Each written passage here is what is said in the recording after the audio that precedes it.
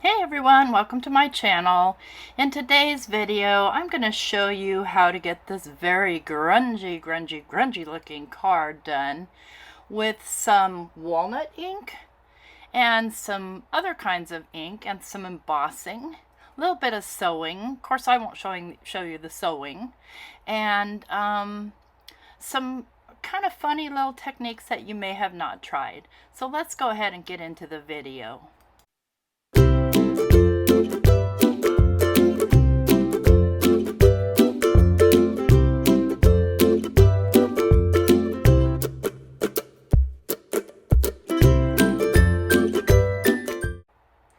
Alright, so here we've got a few supplies. I've got some distressed watercolor cardstock. I've got some stamps. I've got the Jolly Holly branch, I think. I've got some Wow embossing powder in primary bark. I've got Walnut Ink Crystals. These are from Sukaneko. I've got my Wow embossing pad. I've got some archival ink in Rustic Wilderness. I've got my cookie dough ink pad and my little specialized brush that's used for only that. And I've got a pick, a pokey tool, I guess you would say. So what I'm going to do first is I'm going to put down a couple of paper towels, or I'm going to put down a paper towel and I'm going to get a paper towel. I want to do this on the paper towel so that a lot of the moisture water soaks into the paper towel versus trying to wipe off my silicone mat. So I'm going to be using the smooth side of the watercolor paper and try and grab just one piece. And I'm going to start by saturating the paper. I'm going to get it really wet and just let that water soak in for a moment or two. What I'm trying to do is soften the paper so that I can pick at it. Now I'm going to grab my paper towel because my fingers are dirty from, playing around. And I'm just going to scratch at this paper a little bit until it starts to come up just one layer. So I'm not trying to rip a hole in the paper all the way through. I'm just trying to rip at a layer, and it works best when it's wet. And I'll grab my tweezers and see if I can pull at it until I can get my fingers around it and pull it off. See, my tweezers don't quite want to grab it, so I'm just going to pick a little bit more up until I have enough to grab with my fingers. Now, it might seem kind of crazy to ruin a perfectly good piece of paper, but that's the whole point of this, is to make it really worn looking. So then I'll take my paper towel and I'll rub at it some, and that'll get some of that excess paper off and kind of dry it off so that I can pull the rest off either with my tweezers or with my finger, depending on what I can get around it. See how I'm just pulling up paper there? I'm going to pick at it a little more, just get my pick underneath until I can get my fingers around that little flap that I've made there and be able to pull it up. It's starting to come. Just have to be a little bit patient, but it's so worth it. There we go. That's all I'm trying to do, is just tear off the top layer there. Then I'll tear a little bit more off, over to the side, but not, want to be careful not to dig too deep into the paper, but still be able to lift some of the top layer off. And sorry about the sawing sounds if you're hearing them. My husband's outside working as I told him to. Here we go. I just want to pick a little bit more off, going, all the way down to the other end. And you can do this as much or as little as you want, or completely skip it, but I really like the impact. Right now we're not getting inky, so it's not too messy, just a little paper pulp. And this is only going to work with a heavily layered paper like a watercolor paper. And you could use any watercolor paper you want. I'm just going to do a little scratchy spot over here, nothing big.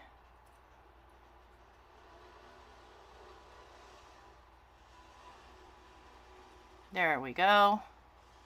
Alright, I'm happy with all that. Now I'm going to wet my paper down again. And I'm going to grab my walnut crystals. And I'm just going to take some in my fingers and kind of sprinkle them on. So these work very much like your brush-os, only they're natural walnut, and yeah, they will stain your fingers. So, if you're not okay with that, Don't do it with your fingers. Or put on a pair of gloves. And then I'm just going to wet this down and help it move around just by, you know, pulling the paper back and forth, kind of rocking it, adding more water here and there. I don't want this to be super dark. I'm going to just take a little old brush and kind of help break up those crystals. Just pat it around a bit, just so they're broken up and I don't have any huge chunks of crystal. And then I'm going to add more water and continue to move that ink around. And you'll see once this is dry, it's kind of a cool tone, and that's where the cookie dough ink pad comes in. So now I'm just going to take my paper towel and I'm going to blot at it some.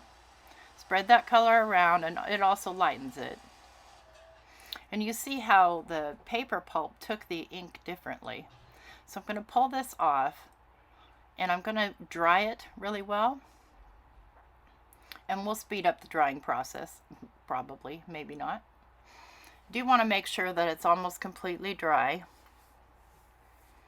And it'll roll on you, and then I'm going to drip some water drips on and dry it some more. So you see how the kind of reddish tint kind of went away and it's a cooler brown. I want to warm that up. So I'm going to take my cookie dough ink pad. You could use antique linen as well if you wanted, or you could leave it that color if you wanted to. But I really want a warmer tone. So I'm just going to go all over the whole thing with the cookie dough, and you see how it warms it right up.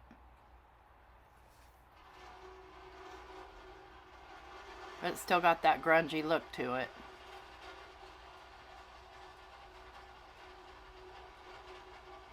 You can see why I like this brush, and it's my cookie dough dedicated brush. Nothing else gets used on this but cookie dough.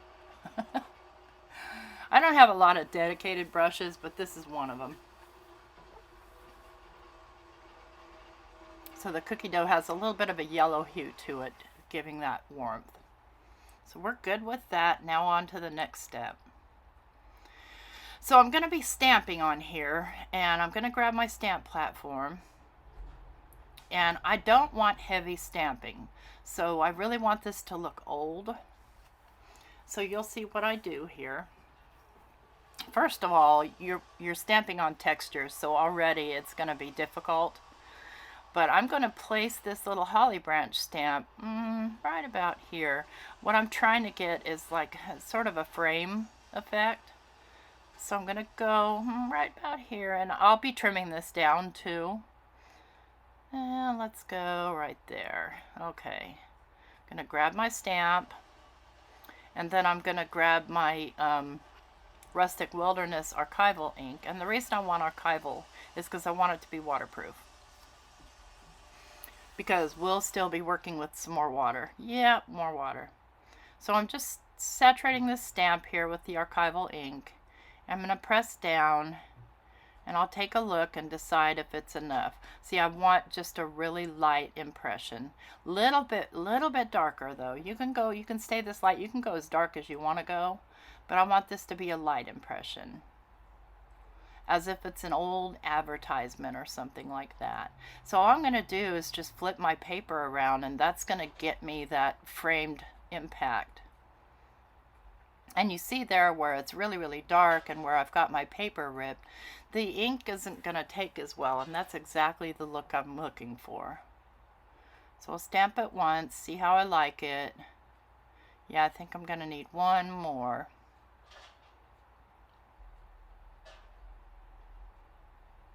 And I'm not pressing too terribly hard, just, just a little bit of finger pressure. And I'm happy with that.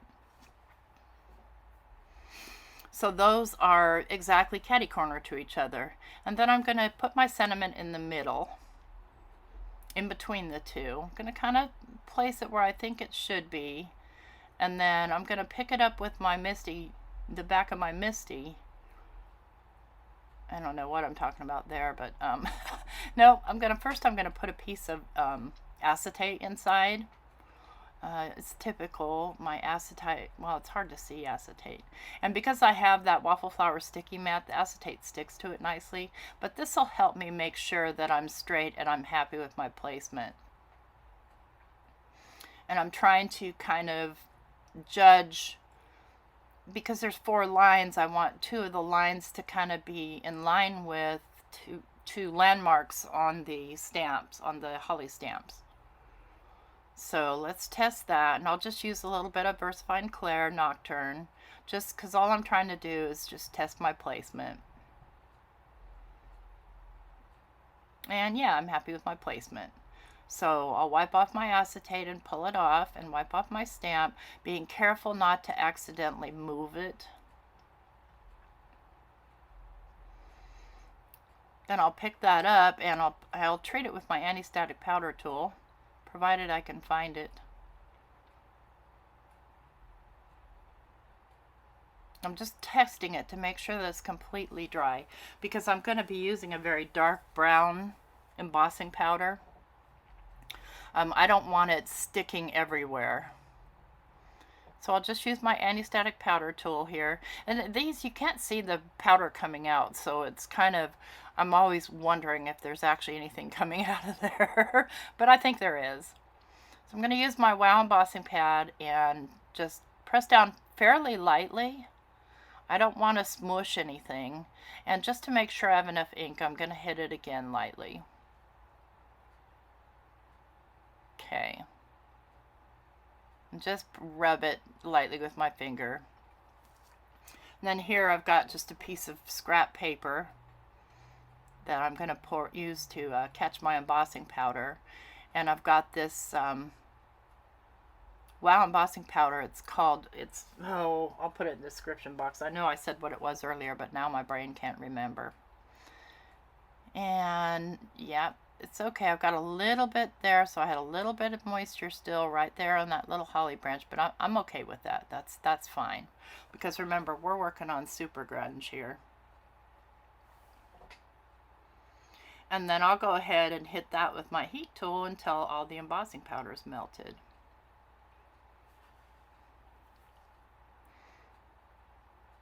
Yep, my heat tool's tangled up. It's typical. I used my, to help dry it, I used my mink to flatten it out and help dry it. So my mink is plugged in down by my feet, and everything's tangled up with the plug. You know how that goes. Pretty soon everything is surrounding you like a warm hug of craft supplies. All right. So I'm going to let that cool a little bit, and then I want to lighten up the ink around it. I want to make sure that I don't, mess up my embossing powder.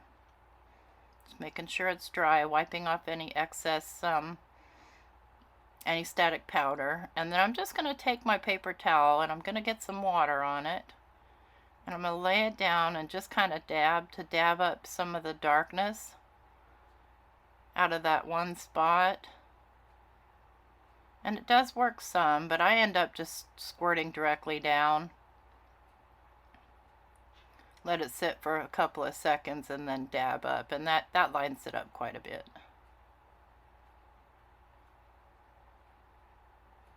All right. It's a little still too dark right in that spot where I had, a lot of the walnut ink. Alright, I'm good. I'm happy with that. Definitely want to make sure that's dry before I go on to the next step, which is I'm going to use my Tim Holtz watercolor pencils. And I'm going to use Barn Door, and I'm going to use just a water brush and fill in all the little berries. And I don't want a heavy coat. I want light. So I'm just kind of going in and poking it in the little berry holes. Just want to make sure it doesn't end up all over my card because it rolled over wet. And some of the berries are a little harder to see because you're working in the grunge, but it's okay. Doesn't have to be perfect. That's the beauty of doing a grunge project. It doesn't have to be perfect. I'm going to flip it over and do the other side.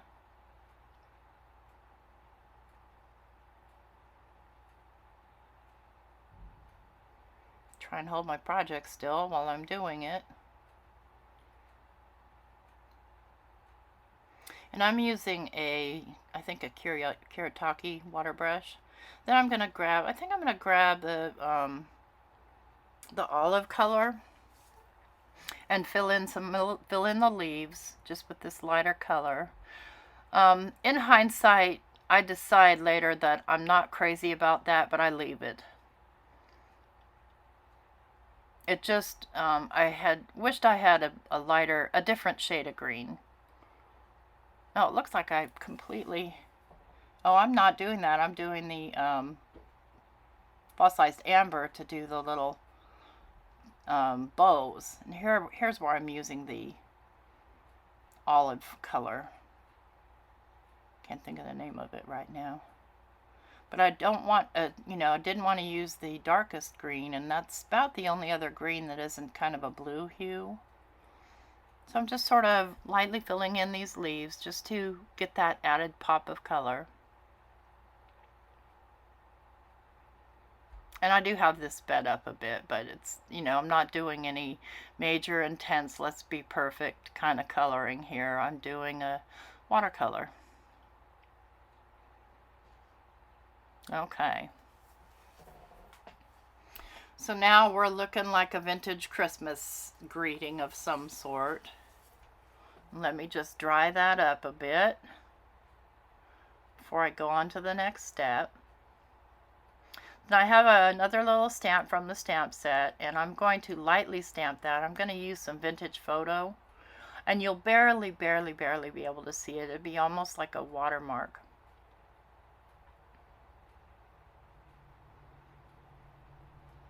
And then I'm going to grab a word stamp, and this is a standby from last year, from that Gothic skeleton one.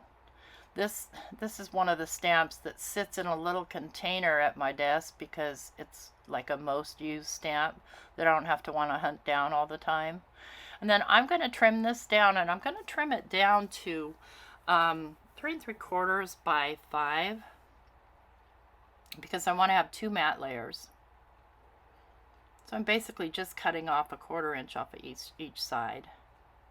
And then we're going to grunge up those edges. And the way I'm going to do that is, here's my little mat, is I'm going to spray some water down on the mat, and then I'm going to sprinkle in some of these little walnut crystals and mix it up with a paintbrush. And I'm just going to dip and get my edges really wet. So getting them wet, the reason that I get them wet is because I want really super distressed edges. And I'm using the walnut. In hindsight, I probably didn't need to do that. I could have just done it with just water. But it does leave like those little edges that are kind of seeping in. And I kind of like that. And then while it's wet, I'm just taking my serrated edge scissors and just scraping on the edges to grunge them up, make them, look, I don't know, almost fabric kind of ish. It won't, but in the end it's going to look just like a really dog-eared, weather-worn paper. So we'll just get those edges all done, and then I'm going to dip them again the same way I just did. So with some walnut crystals in the water. And I'm really going to soak it up. I'll help it get on there with the brush. And adding all this water helps you later as it starts to dry. I will dry it some with my heat tool, but not all the way. Will allow me to start rolling up the edges. And then I'll just put a few little splatters on there just for fun. Wipe up my mess. And I've got a pretty grungy looking situation now. I'm going to add some water just to get that all moving around. And then I'll dry that with my, I'm using my embossing heat tool because it gives a more direct heat. And it blows. So now I'm going to do my matte layer. And I've got these ticking stamps that I haven't even opened yet. So ticking grain is what it's called. And what I'm going to do here is I'm going to put it on one of these stamp platforms from Tim Holtz. And I'm going to use some barn door ink. And I'm going to stamp catty corner, and I'm not looking to stamp perfectly or anything like that. And just to let you know, usually a lot of the pre-recorded videos I do recently have been design team videos. I'm doing this video just for me and just for you. No, I'm not here to sell anything. I'm just here to share a technique with you because it's been a while since I've just made a video just because I felt like it. And I plan to do more of those. Because also, you know, design team videos are on a schedule. So, and by the way, I'm trimming this down to 4 by 5 1/4. And I'm going to smudge that ink up. Yep, because we're not looking for a neat project. We're looking for a hot mess. Wait till you see my fingers. Yep, that's okay. And then I'm going to distress the edges of this as well. Not as heavily. Notice I didn't get it wet. And this is the mixed media cardstock.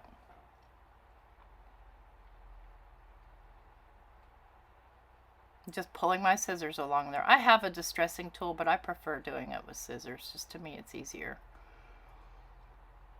The distress tool is actually a thread cutter, so in case you didn't know. So I'm going to grab the walnut stain ink here, and notice I keep those two inks in their own little container, and I'm going to edge it up and get it dirty here. And the main thing is I'm trying to edge up all that scraped up paper, because remember, we're going for ultimate grunge here. So I'll just go all the way around it. I haven't done a grungy video in a long time either. Sorry about that. I need to get back on that. You know, I've been dipping my toes in clean and simple and cute things where normally you see me do more stuff like this, just to kind of expand my horizons. So I'm going to be stitching this down to that, so you can barely see those stripes, but they're there. And then I'm going to put it on a card base, and later on I decided that I don't want to use a craft card base. But here's where I wanted to show you, because it's still damp, I can still work with those edges and really get them messy. Now I'm just grabbing a little bit of my walnut stain regular distress ink, and see how that really got it messy. So now I'm going to take and glue the center of this panel down to the matting layer, or not. Okay, here we go. So I want to avoid the edges because I'll be sewing around the edges, and you know, I don't want my needle getting all gummy. I'm going to put that aside, and then I've got a piece of paper from the Christmas backdrops, Tim Holtz Christmas backdrops, and I'm going to use that as full panel size, so I'm going to cut it down to 4 1/4 by 5 1/2. I will grunge up the edges too. I'm not going to scrape them, but I am going to go after them with the walnut stain ink, so that I stay consistent in my colors. You can't have a nice clean border when you've got a really messy card. Hey, and I know for some of you, grunge isn't your thing, and I get it. I get it. You could always move on and not watch this video, but if grunge is your thing, then definitely watch the video, or watch it just because you like hanging out with me. All right, there we go. Now we'll get this glued down to the card base. And then, yeah, I'm going to take my bone folder and just make sure that's nice and tight. And then this is going to get glued down to that. But first I'm going to go stitch it. All right, I've got it all stitched up. Now I want to pop it up, and I'm just going to use some of my fun foam. Same stuff that I use all the time, and I don't care what color it is. If you care about what color it is, you know, take a pen and go around the edges of it. It doesn't matter to me because it's not, you know, not really going to be seen, but I cut that down to a little under 4 by a little under 5 1/4, and then I stick it down, and then I'm going to take a little piece of mint tape here and stick it inside the card so it sits flat while I place this. And I'm just going to use some liquid glue to place it, and I like to leave my strings hanging. I'm just going to get quite a bit of glue on there and place it on the card base, and that's it. That's the card just about done. I do want to add some embellishment though, and what I'm going to add is some stickles. What I'm trying to decide is whether I want to stickle in odd places or if I want to stickle the little berries. And so I'm testing this color, and I do like the color for it, but as I'm looking at it, I decide I want to stickle the berries instead. So I've got my red stickles here, and they're, you know, well-loved stickles, and I'm just going to stickle up all the berries so that it has a little bit of bling to it, because you would, typically, there would be glitter, but I'm not going to use glitter, so there's that. But once the stickles are done, this card is done. I hope you enjoyed learning how to make something really super grungy. Be very cool with, you know, any one of the, like, what do you call those die cuts that are layered that Tim does? Yeah, words are hard. You know what I'm talking about. Like the colorize. It'd be really cool with some of those, or other stamping. But here, let me show it to you up close. And now we've got a really, really grungy card. Well, I hope you like this video. If you do, please consider giving me a you-know-what. Let's get you zoomed in. There we go. Look at my dirty fingers. Thumbs up, subscribe, like. Take care. Bye-bye.